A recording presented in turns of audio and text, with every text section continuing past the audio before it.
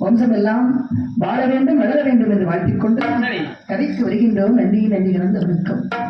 ஆமா, ஆக்கவரம் மலிக்கவரம் எல்லாவரம் நல்லவரம் கோடான கோடி வரங்களை வாங்கிக் கொண்டு உதிரகாலிக்கு மட்டும் ஒரு ஸ்பெஷலா ஒரு வரம். என்ன வரம்? உதிரத்தை உறிஞ்சி உறிஞ்சி உறிஞ்சி உறிஞ்சி குடிக்கிற வரம்.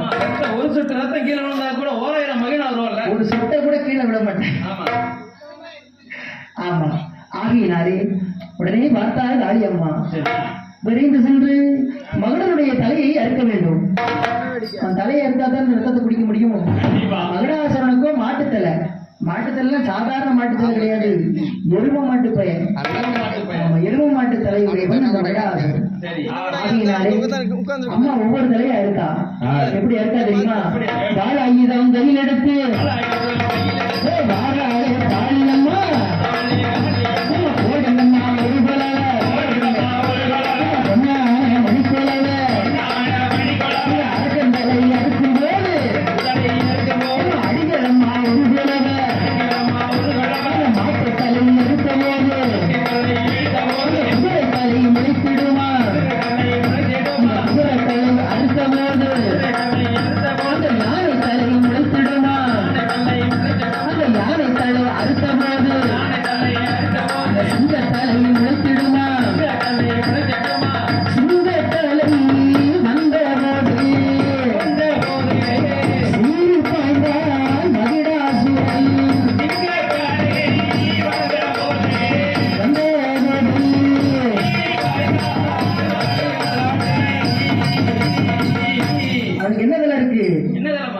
மாட்டுத்தலை அறுக்க அம்மா.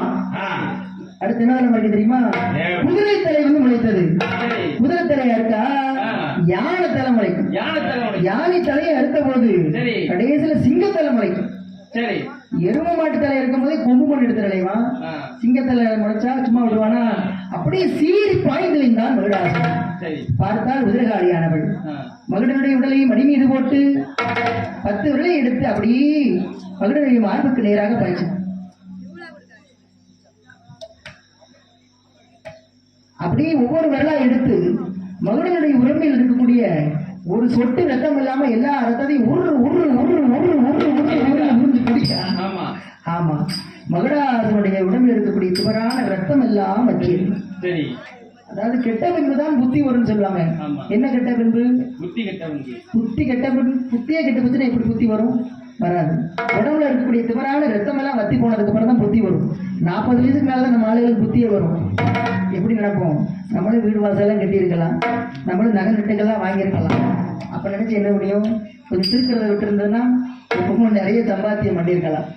ஆகையினாலே அங்க இருக்கக்கூடிய மகுடாசுரனானவன் அப்படியே அவனுடைய தவறை உணர்ந்து, அம்மா அதாயி ஆதிபராசக்தி அகில ஆண்டு கோடி பிரம்மாண்டனைக்கு அறியாம தப்பு செஞ்சிட்டம்மா.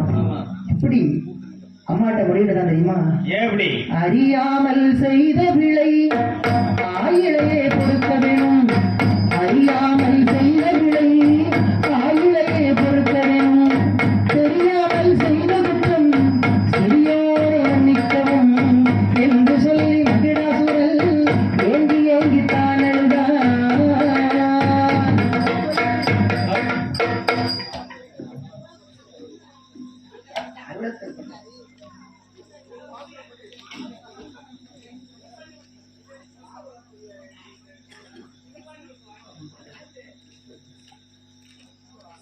அடுத்தபடியாக ஐயா முத்துச்சாமி அவர்கள் மற்றும் அண்ணன் முத்துப்பாண்டி அவர்கள் இருவரும் சேர்ந்து ஆளுக்கு 100 ரூபாய் கொடுத்திருக்காங்க.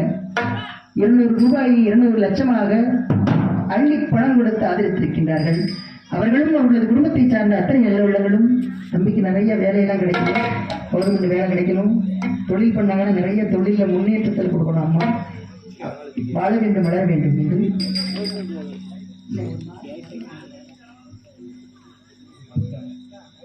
அம்மா எப்படி வாழ வைப்பா தெரியுமா? வாழ வேண்டும், வளர வேண்டும்.